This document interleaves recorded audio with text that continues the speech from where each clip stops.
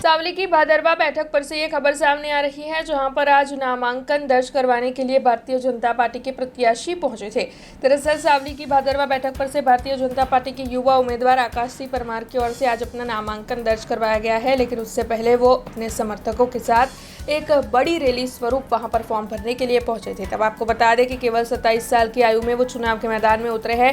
ऐसे में फॉर्म भरने के लिए उनके साथ समर्थकों का जमावड़ा देखने मिल रहा था। तब तालुका पंचायत कचहरी पर खासा जोश भरा माहौल देखने मिला था। भादरवा जिला पंचायत के लिए उन्होंने उम्मीदवारी दर्ज करवाई है।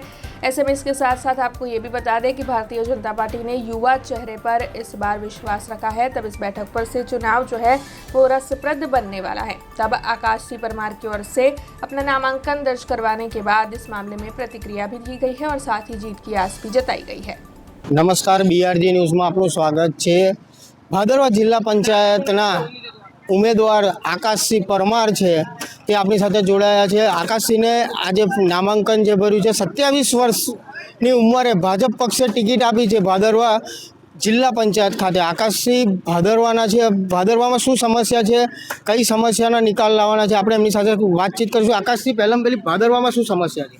ભાદરવાની સમસ્યા નથી તો પ્રજાને અમે પ્રજામાં જઈ અને પ્રજાની જે સમસ્યાઓ છે એનું નિરાકરણ લાવવાનો પૂરેપૂરો પ્રયત્ન કરીશું। અને ભાદરવા જિલ્લા પંચાયતમાં સમાવેશ જે તમામ ગામો છે એ તમામ ગામોની સમસ્યાઓને પણ અમે સમાધાન શોધીશું। અને ભારતીય જનતા પાર્ટીના ભાદરવા જિલ્લા પંચાયતના તમામ હોદ્દેદારો, કાર્યકર્તાઓ અને જે વડીલો છે, વડીલ આગેવાનો, એમને સાથે લઈ અને પ્રજાને વિશ્વાસને જે આજે ભારતીય જનતા પાર્ટી પર છે એ વિશ્વાસ એવો કાયમ રહે અને પાર્ટીનો વ્યાપ ભવિષ્યમાં વધે। અને ધારાસભ્ય શ્રી કેતનભાઈ ઇનામદારના નેતૃત્વમાં કે જે તાલુકાને વિકાસની જે હરણફાળ છે એ ભાદરવા જિલ્લા પંચાયતમાં પણ એ જ હરણફાળ અવિરત ચાલુ રહે એવો અમે સંપૂર્ણ પ્રયત્ન કરીશું।